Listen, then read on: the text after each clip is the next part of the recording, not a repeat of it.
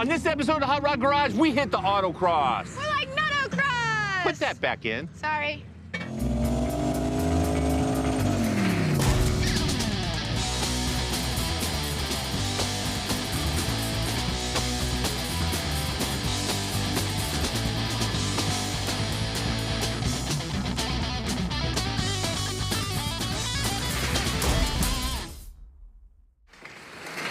Welcome back to Hot Rod Garage. I'm Alex Taylor, and this is Lucky Costa. Hello. So we have a truck that may be familiar to some of you. This is our 66 D100 that was on Roadkill and Roadkill Garage. This came from a junkyard in Colorado. This thing actually started up and worked pretty easy. It was almost too reliable. They put a battery in it, did a little work on the carburetor, and then drove it to California. Then it came back later on Roadkill Garage, and they did a little bit of a brake maintenance / upgrade somewhere. The only brakes they could do were brakes on the car, which is weird for the show. Which means that we basically have the same vehicle that is somewhat usable. A nice, dependable, somewhat conservative, good-looking driver. Find the lies there. Boring. Boring. So we're gonna do what you do with every good farm truck, and you aim it straight at the autocross course. I would not have guessed that, but go ahead. It's gonna be fun. Yes, it is. We're going to do suspension upgrade. Right. On this has leaf springs and straight axle on the front, which is okay, but not okay for this application. QA1 makes a complete front cross member, tubular uppers and lowers, coilovers all the way around, everything. And it's not bolt-on, but it's easy to install. Yeah, so we're gonna be doing that, and then even though they did some brake upgrade over there, we're going to do Willow disc brakes front, and if we get to the rear, we'll also do the rear. It's not necessary, but if we have time, we will. If we have time, right, then we'll make it happen. And then we're going to upgrade to a 5-speed Trimic transmission also. Right, because the senior citizen 4-speed that's in there. Senior citizen? Yeah, I'm not trying to do granny or grandpa. All right, grandpa. We're upgrading here. I'm getting major tater truck vibes. These are tater days. Oh, goodness.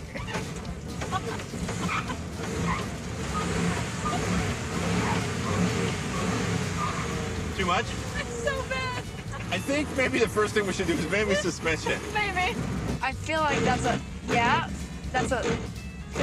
good diagnosis. Yep. That's second gear it is.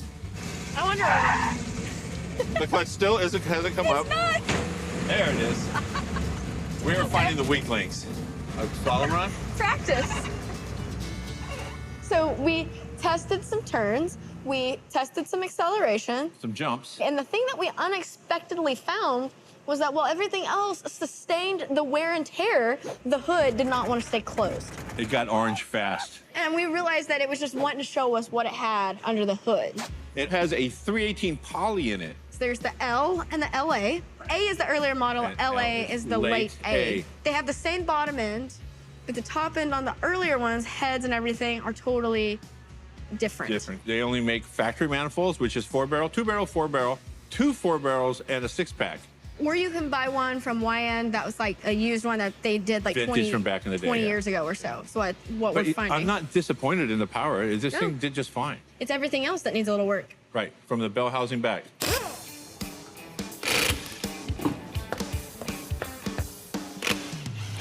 So now that the tire is off, we get a quick peek in here and I'll show you exactly what we're gonna do. So with autocross, or handling as our goal, this straight axle with leaf springs becomes our first big problem. So basically all the suspension, it's going south. Shocks going south. We have new mounts, new perches, upper and lower control arms, cross member, coilover shocks, all from QA1. That's gonna replace all this antiquated leaf spring straight axle stuff. Also going south is the factory steering gearbox, which means we're gonna potentially be changing the entire steering column unless we can modify it and put one of those universal steering links on it to tie it to the rack and pinion. That's right, 1966 D100 is gonna be lowered with coilovers, tubular control arms, and rack and pinion, which is a complete autocross upgrade for a legitimate junkyard found farm truck. A couple things I see now that we were suspecting are the exhaust dumps right in the middle of the wheel well area. That's right where the cross member is gonna go. The new control arms are gonna be coming off of the frame right here, and there's an exhaust system right there. So that means we're changing the headers. So this whole episode is gonna be based on throwing on some brakes, updating the suspension, and putting in a 5-speed transmission. Everything else is gonna stay pretty much the same. but we have to touch everything else. The exhaust system has to come out and be completely changed. The oil pan, bottom of the motor, has to come out and be completely changed. There is no transmission crossmember. There are a front and rear motor mount. We need only one set of motor mounts, but we need a transmission crossmember and a trans mount for the back. Yeah, what looks like something you could do pretty quick, maybe not so much, but it's gonna be worth all the work in the end.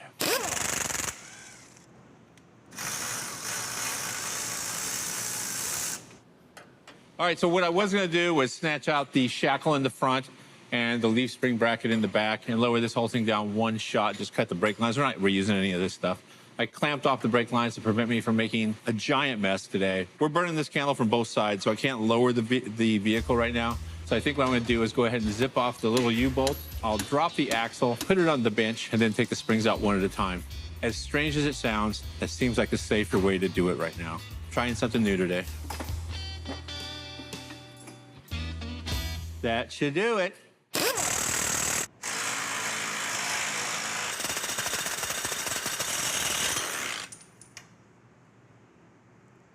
Fixed it. So try and take the leaf spring eyelet bolts out, and the rust monster has got it. And I got the nuts off of all of them. One bolt is free, but the other two are very rusted in place. This is oddly designed. It's odd that they put a hole for accessing the front, but they did not include any holes anywhere to access either of the back bolts. I guarantee you, if the body wasn't on the frame, it was all clean and new, and it was a Friday, this is exactly how it would go together.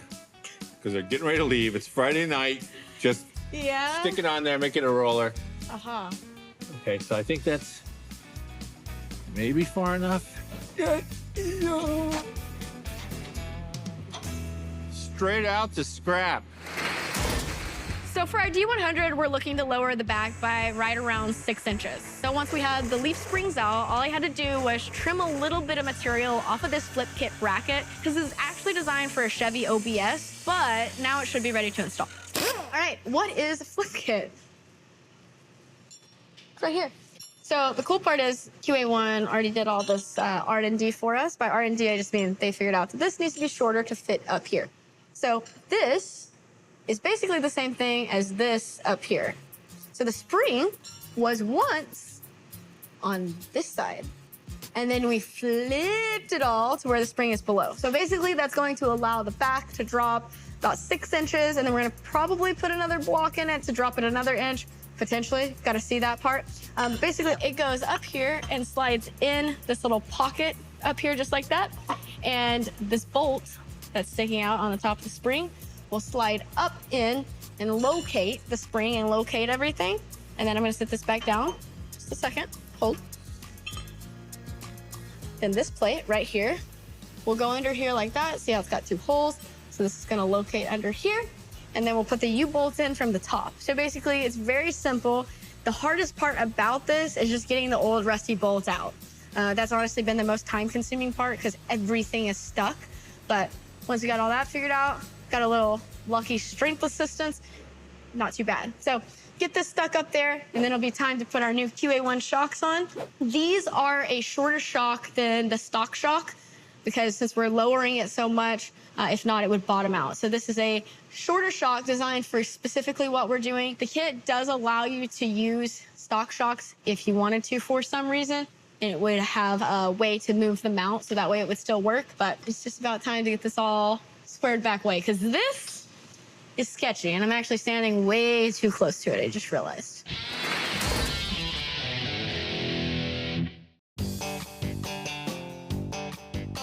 This is our 66 D100 truck that you might have seen on Roadkill, but is currently in our garage now. Yesterday, I got the flip kit all wrapped up on this, which basically is allowing us to lower the truck 7 inches in the back, which is going to match the same drop that we need in the front, going from the straight axle over to the independent suspension up there. Really nice kit that QA1 has for the front.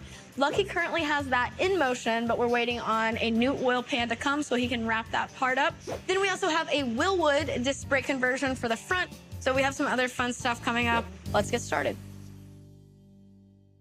Unfortunately, this oil pan front sump style is designed to work with the old straight axle, which would travel right back here. There was plenty of room. We're getting ready to put in that QA1 crossmember with all the independent front suspension and all the coilovers and the cool sway bars. However, this sump needs to be back here. So what I'm doing right now is getting ready to snatch off the front sump oil pan. I have to drain the oil first, of course. What I mean by front sump is the majority of the oil is in the sump up in here in the front, the lower portion of the oil pan. Take this thing off. We're going to change the pickup, which is actually what dips into the sump. Make it so it dips into the back. And then put the new oil pan on. This should go pretty smooth. Oh, look at that.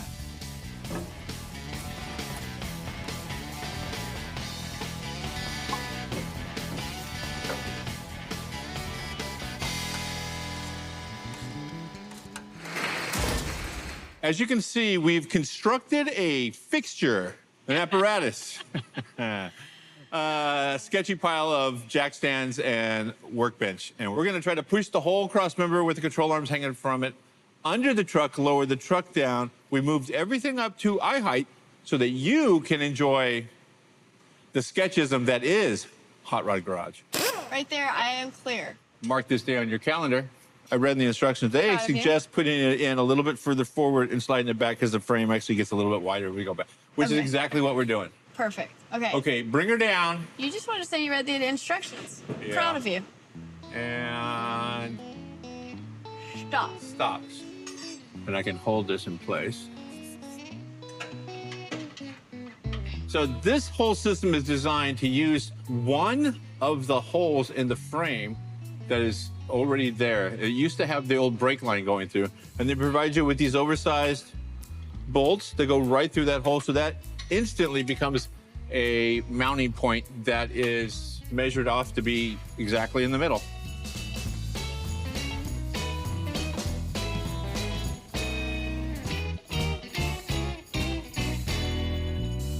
Does your side steer? It does. My side steer. Go up and down? Goes up and down. Cool. The heavy part is installed. This is one bolt holding on either side. The next part is super glamorous. We're just gonna drill a bunch of holes and put some bolts in. That's a good time. I kind of want to hide back here with you because it's not stopping my hands from getting burnt. Higher. No. Okay, That was entertaining. take her down. We only have to do that 3 more times. We're ready for that.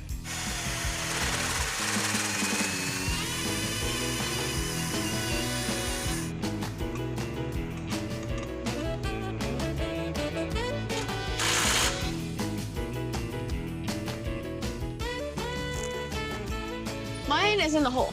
Okay, but mine won't even go up that high. Our goal today is to get the rack and pinion installed, the suspension installed. We were almost there. Guess what we have to modify? Stinking exhaust.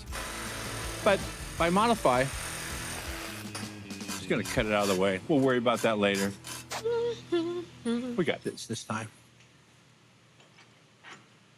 Would you look at that? It's not even an exhaust in the way.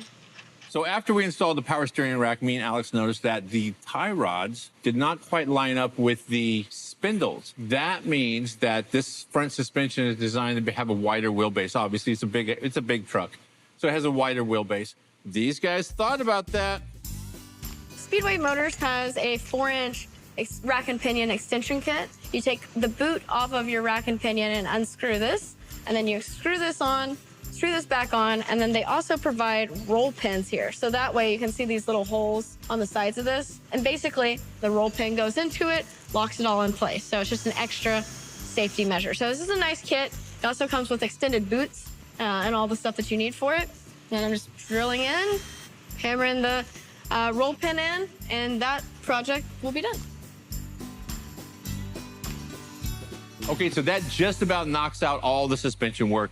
Everything is installed, everything's done in the back, all the good stuff's installed in the front. We have some Willwood brakes to install and a 5-speed transmission along with a new master cylinder, probably some hydraulic lines, a little bit of steering, and I think that's about it right now.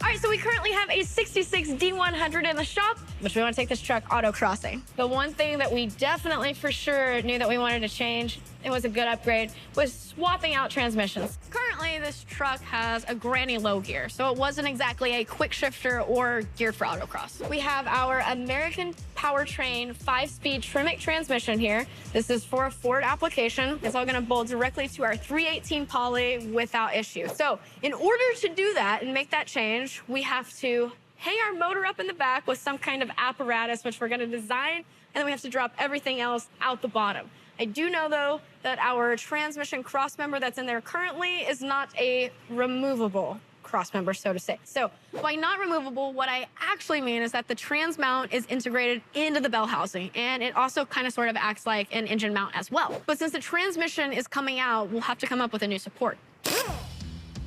I just got done digging my way down through multiple layers of insulation, fire retardant, heat shield, Henry's roofing tar, some jute padding, and some lovely carpeting from a local automotive facility, no doubt. Let me just go past the speaker wires. I'll secure them up here on the 8-track knob. I'll lose the keys before we lose the keys. Taking off the trans tunnel, it actually unbolts. Cool thing about older vehicles like this, and you wouldn't think that would be the case, is it's designed to be worked on. I mean, everything on here is designed for you to fix in your farm on the side of a road or, you know, who knows what. The shift hold lever, nowadays you'd need $8,000 worth of tools to take this thing apart. This thing is then you push down, you twist, little snap ring pops off and the shifter's out so that you can get the tunnel off. And now I have clear access to the complete transmission, which is this section right here, and the cast iron bell housing and all the bell housing bolts. So there's no sticking your hand down between the firewall trying to get every little bolt off. They're all right here. I'm gonna zip them off with the impact. Drive shaft's already unhooked. So it's gonna be a pretty cake removal. I mean, this could take hours and hours. Complicated project. Luckily, I'm here. We're gonna remove the, in California, I believe they call it a transmission. Transmission? Transmission. Full stop. And honestly, Oh, I'm trusting. I don't know what's gonna happen here. Okay. If it starts to get sketchy, I'm going out the back, you go out the front. I'll go out the front. We'll get the PAs to clean up the mess. The further down it goes, the less it has to fall. True.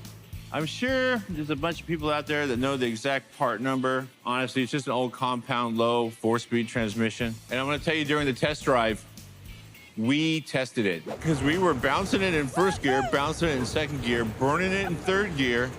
Pro tip, you do want to go to second gear before you go to first gear in transmissions like this. But no metal fell out. Is that a whole nother engine? Yeah. I'm looking at a place to just put a little pressure on the motor just in case it were to drop. There's not a lot of good places, so I have it under the oil pan. I know I might smash it, but we're not putting pressure on it. It's just like a last case resort, last ditch effort. that. Okay, so one of the strange things about this whole setup is cast iron bell housing, which is also the rear motor mount / transmission mount. It is designed to go like cover pretty much most of the rear of the block, and there's no provisions to like take it off like a conventional sort of bell housing and clutch. This is actually part of the block, the way it's designed. So you can pull the transmission out, which removes the shaft from the pilot bushing and flywheel, clutch, disc, and everything. But then you have to disconnect all of the clutch assembly, drop all that out, then take the flywheel off and drop that out the bottom, and then you can take the bell housing bolts off, support the motor, and remove the bell housing with help from a friend.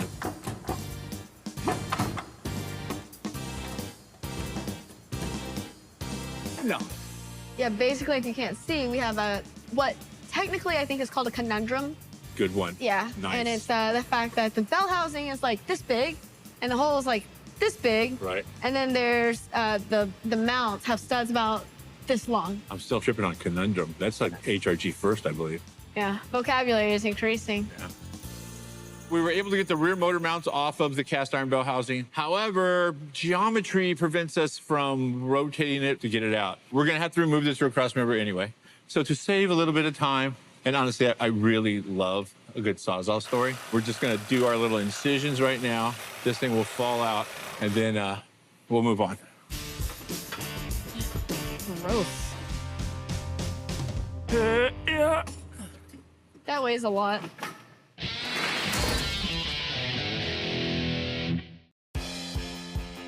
In every form of racing, including autocross, weight is your enemy. And this week, we're destroying our enemy.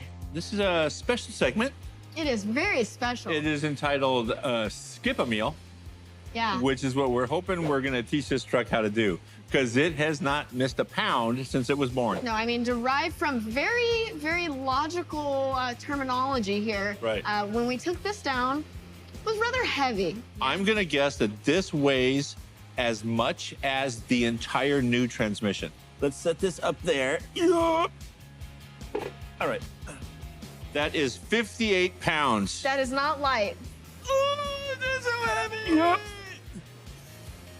Doesn't even tickle the scale. 16 pounds. Okay, so old, What'd you call me? new. I think we should also weigh starters. Yeah, this is actually the stuff we're all swapping out. 20 A 20 pound pounds. starter. 7 pounds. Flywheel, I'll get flywheel. I bet those weigh close to the same. 32 pounds. Oh, this feels pretty close to the same. 27. We still lost weight. Pretty close. And then we need the clutch. 23. 17 for new. I think the starter is my most That's a surprising part. 20 pounder. 20-pound starter. Okay, No now wonder. if we only had 3 more people to help me pick up this transmission. Here, catch it, Mark. Yeah. 136. Dun, dun, dun, dun, dun, dun, dun. 9, 1, 101. 2, 1. So it's 100 pounds, but that is dry. Yeah. So being generous, we're gonna call it 105 with With oil. Yeah, Well, wait, no. Those are 14-ounce bottles. It's going to take 3. 103. 103. So the old combination with one less gear Right.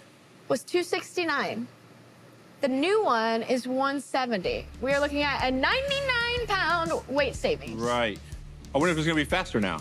Oh, we should weigh all the stuff we took off the front of this thing. Good idea. But all the other stuff is already on there. So, nope. On this episode of Skip a Meal, we're getting ready to put our brand new 5-speed Tremec transmission in our truck, and then we have a whole lot of good stuff coming up after that.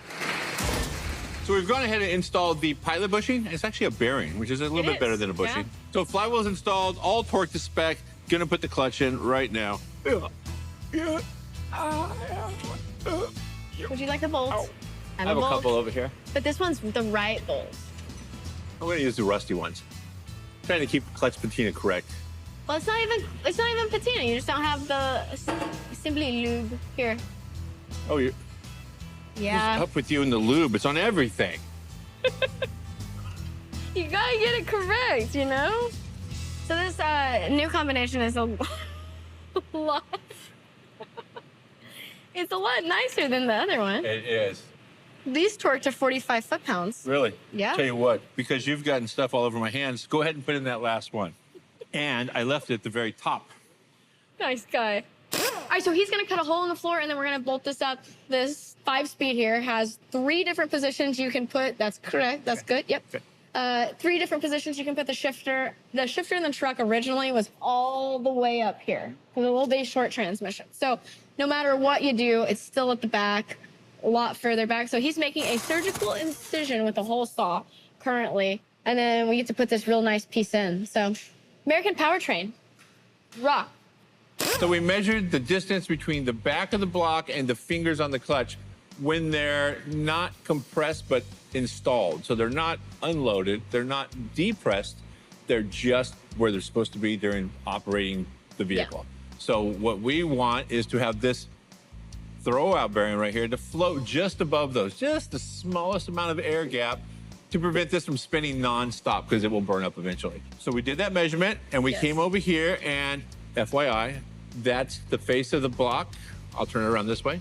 That's the mounting surface on the engine, and this is the actual fingers of the clutch. We put a straight edge from the throwout bearing, and we were able to look right through this little inspection hole right here and get a very accurate reference to exactly where the throwout bearing will be riding on the pressure plate. When we simplified all this, and we Please. need about Right. 1/8 of an inch Right, they could have just put that at the end. But just so you get all of the explanation, let me read it to you how this works. So you're gonna need two measurements. Sit down, here. get a beverage. You're gonna need a pen or pencil, scratch paper, straight edge, partially assembled drivetrain. Then you're gonna take two measurements. You need the bell facing to the clutch diaphragm minus the bearing face to the trans-bell face minus 1.50 divided by 0.90, which equals the number of shims. Now, if you want to simplify that a little bit further, it's B minus A minus 150 thousandths divided by 90 thousandths, which equals the number of shims. Or more simply put, that's going to work out to having a gap of somewhere between 100 to 200 thousandths. About 1/8 of an inch. They recommend that you can run it at 100 thousandths, but for optimum performance and less potential for issues, run it between 150 to 200 thousandths gap. So save yourself a tree. Don't waste any paper. Don't use a pencil. It's about 1/8 of an inch.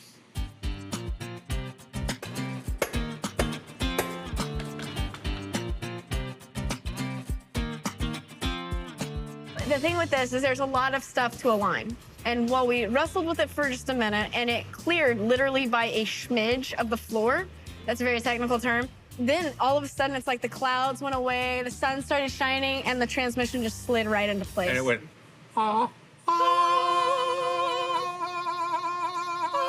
kicking the vibrato. That was good. Transmission is installed, throttle bearing is all plumbed right out the side of the bell housing. Brakes are not on. Shifter used to come out from under the dashboard, now it comes out next to the seat. We're gonna have to tackle that problem. We have a trans-cross mirror to put in, gotta put the brakes back. We got a bunch of stuff still to do. Are we gonna get it done today? I don't think so. But there's a good chance it might happen. Those are good signs.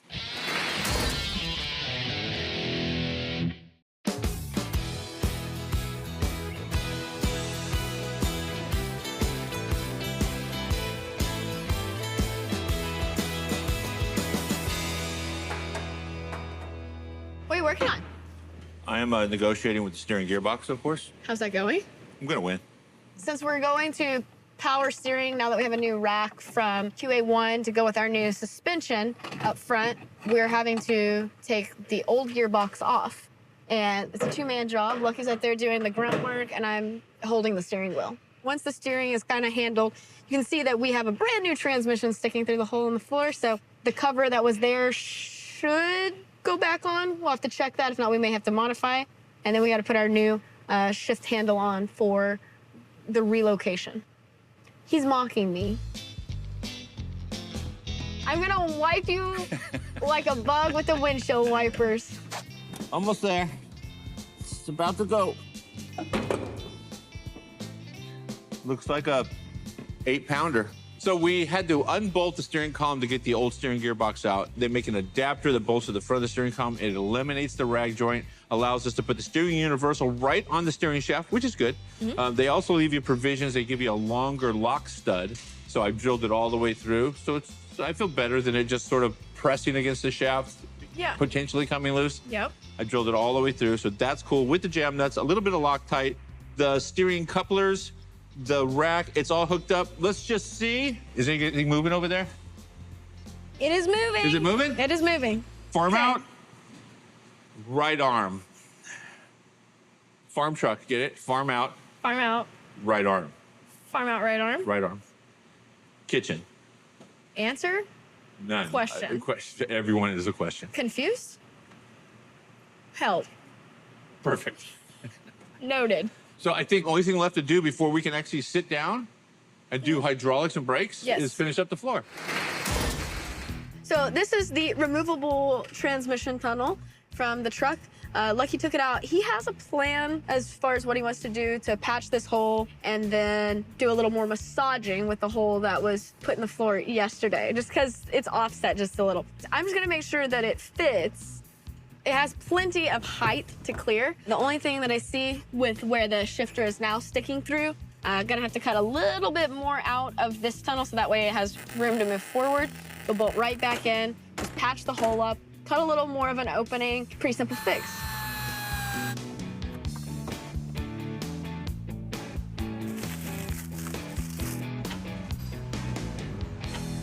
Okay, so we're doing final touches here. Made sure that this moves works and is good and is not in a bind and all of that. So it is. We've got the old shift boot on, secured by a couple tech screws here.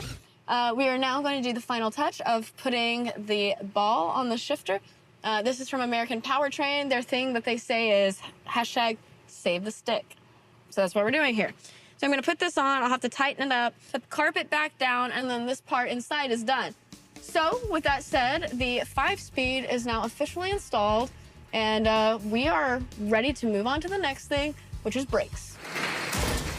Okay, so now the 1966 D100 is living low, and by low, I mean almost ready to go to the track. Lots of cool stuff from QA1 on the car, ready to go. But now we need to figure out a way to make it stop. Just stop it, will you please?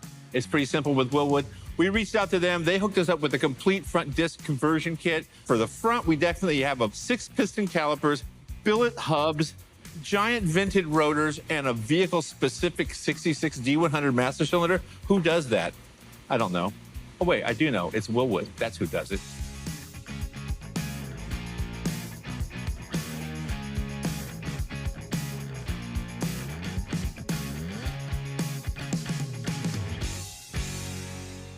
All right, brakes installed on both sides. Lucky got all the lion strands. That's one of the hard parts of those done. I'm gonna put new master cylinder on, which is a 2-pot master cylinder, since we have disc brakes in the front and drum brakes in the rear.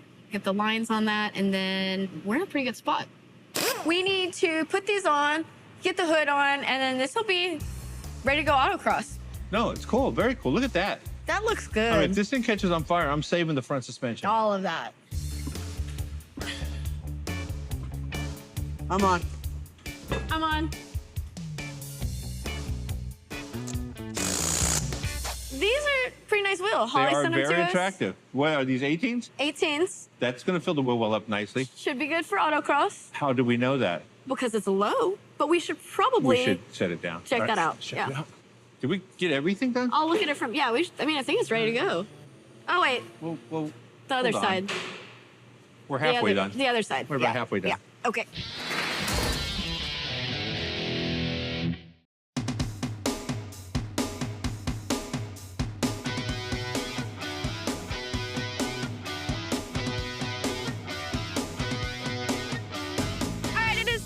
To autocross our D100 that we did some really good work to. We did almost everything below the belt. That is correct. 100%. All new suspension, front, back, adjustable coilovers all the way around, rack and pinion steering, new steering, a 5-speed transmission, big brakes, amazing rims and tires. The sneakers on this thing look great. And if you hear that, that all sounds like a recipe for autocross. The only thing that may be a disadvantage is, 1, we haven't had any time in the car. 2, we haven't done a lot of autocross. 3, it's a big vehicle, but the other stuff makes it a perfect candidate to be out here. Absolutely. Berth 46, San Pedro, California, an event put on by Corner Exits, full autocross, which is basically set up for car balance and tire compound and shock adjustment and skill and technique and stuff I've never actually done. Interesting. Interesting. So autocross is a timed event where it's basically in a parking lot usually, or something that looks like a parking lot. They take a whole bunch of cones and you try to get around it as fast and clean as you can. Don't knock cones down, because then that costs you time. Usually smaller vehicles do better. It's less to maneuver through the stuff. We have a big truck. We do have a big truck. We can put some of the smaller vehicles right in the back of this truck and drag it around. I have to say, beautiful location, beautiful day, good looking truck. Should be a good time. Oh, but there's only one seatbelt. You know that, right? That's his way of trying to get out of riding with me. Sorry. So I have decided, with that said, you go first. Let me do the math on that. Okay. Gonna watch those cones jump right out the way. They better run for their lives.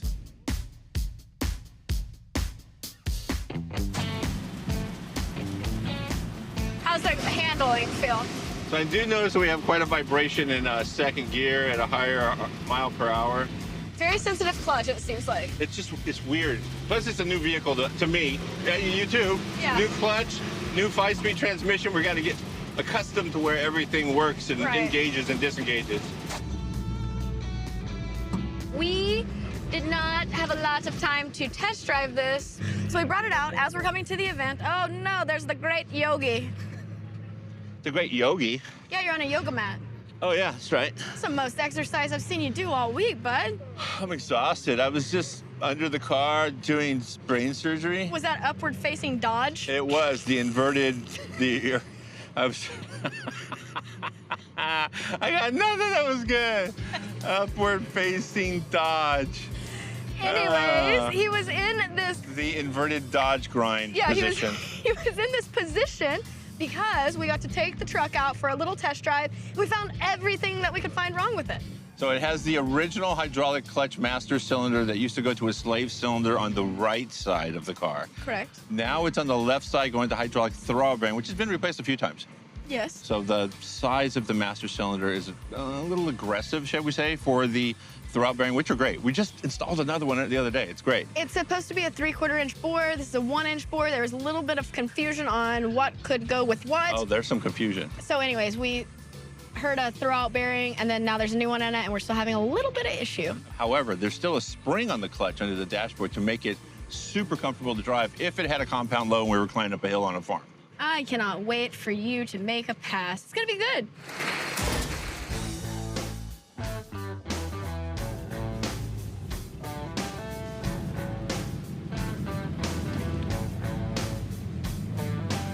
The part that's gonna be interesting here is getting off the line. I think once he's going, he'll be totally fine.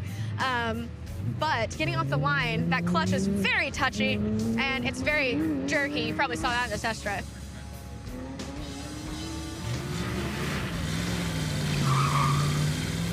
Okay. He's doing good. Oh, there's smoke. What is that? Oh, okay. Okay, so he got off the line. That's a positive. Oh, okay.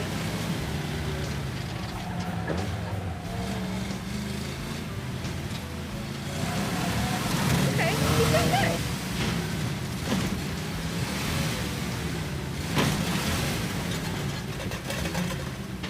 No way. We lost a dry shaft completely. Okay, so you know what? This thing launched amazing. It didn't. Accelerated great in the first couple of turns, felt good. Started to kick a little sideways, started to feel a little bit more confident. I only made it to the third curve. There was that little incline over the dip. Felt good. Tires were cooking. I was cooking. It was all good. And then all of a sudden I have, let me count them. First, second, third, fourth, 5 neutrals. Count them. 5, 6. I have 7 neutrals. Who was driving? The cat? Who was driving? The cat took over. Lucky broken. I walked right into Dude, that. you know you're supposed to have a drive shaft, right? Is it still in there? No, it's gone. Where is it? Gone. Who installed that? Not me. Hold on. Race car guys do this. Yeah. And girls. I'm sorry, my bad. My bad. Professional race car drivers do this. What had happened was... That's exactly how this story's going to start. You stay right there. I'll be right back. What had happened was... No. This isn't mine. Mine was way longer than that. This is yours. Wait, let me see the other side. All right. You want this side? Yeah, okay. I recognize that. Here, That was there you mine. go. Thank you. Uh-huh. All right. Well, how'd it feel? It felt great. I launched semi-aggressively. I was actually proud of you because I said that's going to be the hard part is getting it off the line. Right. I remember going over the little crevasse. Yes. Over the embankment Which you and told me getting about into that. it. Yeah. I want to say at about red line, 130 horsepower, just before the back straightaway. That's my That guess. Didn't happen at all. It sure happened in my head. I think that maybe because there's a little bit of new geometry with our suspension. Yeah. Maybe potentially when you went over the crevasse or the small mountain. The embankment, yeah. I think maybe it got... You think it unplugged or you think it bound and broke? Well, there's a question there. There is. Yeah. Do we need to go to the CSI cam? CSI cam. All right, so this is one of our GoPro angles. Wow, you can really see that that's not right. Okay. Make a note. Okay. Not happy. Oh, crevasse. Whoa. What? Oh, that's me. Just Oh, my That's gosh. 100. Accelerate. Wow. The Actual. yeah. Uh-huh. And then Yeah. oh, it was brute horsepower. It was brute Instant horsepower. replay. Okay, you get back in it. Getting in it. Holy schmoly. Man, look at the. Look at that. Oh my gosh. One more Is time. it just hitting right there too? That's Yeah. sparks. Okay, hang on. One more time. All right. Do it, do it, do it, do it. This thing is a 1966 Sawzall. Whoa. That is a good brake right there. Look at the drive shaft just bouncing along. And then right there, it left the chat. Okay, there is a lot of movement on the rear end. It's like this. It's just back and forth. In its defense, these are that was aggressive. In its defense, these are the leaf springs from 1966. Pinion angle and things like that aside, nothing's gonna survive that. Nothing, no, nothing at all. Yeah, I'd say that's it for this episode with this truck. I'll guarantee you that's it for this drive shaft. It is it for right now. While we might be able to fix it here, we do not have the time or the parts to do all of that. However, I think we have the parts. we do have parts. They're just attached to other cars. With that said, that means that we are not done with this event. But we are done with this episode. Yes. We will bring our cars out. You have your Chevelle, I have my do. Camaro. Yep. Well, this poor truck is going to park it for now, but I can say the stuff that we did do on it was nice stuff. It all held up, absolutely. The only thing that broke was stuff that was attached to an antiquated leaf spring setup. I believe we have big plans for this truck. Oh yeah, I mean, this life does not stop here, it rather starts here. This gives us a perfect excuse to take it back in and do all kinds of upgrades, including, I know we have an Hemi sitting in the warehouse ready for it. Yeah. Seriously, a Hemi? Okay. No, like Gen 3, but yeah. Tell me there's suspension and rear differential in there. It may be a new drive shaft. Let's do that. Let's do all of that. Yes, please. And then while we're at it, we can actually put a real bed in the back of the truck. I like that. I do not. We're putting a bed in it. We have a couple people to thank because we do have some really good parts on this truck. We do. Talk about the suspension. QA1, as always, knocks it out of the park with a killer, for the most part, bolting kit. Totally changed the front suspension. Yeah, everything is new. Rack and pinion, it's amazing. And then stopping. Did you see me stopping like a professional race car driver? Oh, those brakes. Willwood, as always, also knocked it out of the park. You had the suspension for the corners. You had the brakes for the stopping. And then I was lightning shifting. Well, I only got the second gear, but still, I did it really fast. American Powertrain, they hooked us up. Transmission, worked great. We always thank Holly in every single episode. However, we have wheels. Yes, you heard me. Wheels from Holly, wrapped in Toyo tires. That pretty much got every component of the truck covered, except I think at some point we're gonna have to find somebody to thank for that rear end because that needs an upgrade. absolutely, we need a differential. Anybody out there? And leaf springs. Anyone. Any takers? Anyone? Okay, that's All for right. a later point in time. You wanna hit the track though? I do. Let's get in these streets. I'm Okay. sorry, in this track. Get in this track. But first, I have to ask you, do you have social media? Oh, how crazy of you to ask. Yes, I have social media. I am Mobile Tech Lucky on all the platforms.